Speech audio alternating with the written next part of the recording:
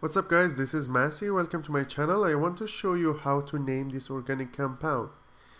As you see here, we are dealing with cyclohexane. So, cyclohexane.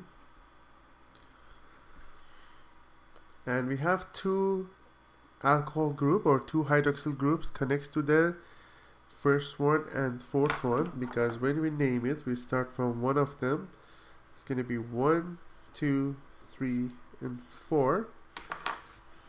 So we can call it 1 and 4 cyclohexane diol, because we have two hydroxyl groups.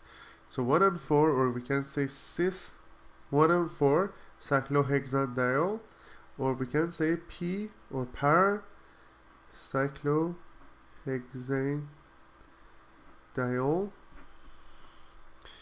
We can also call it cis cyclohexane 1 and 4 diol. So all of them are correct. This version is newer, but all of them are correct. I hope you enjoyed this video. Please leave me a comment if you have any question. Thank you for watching. Have a great day.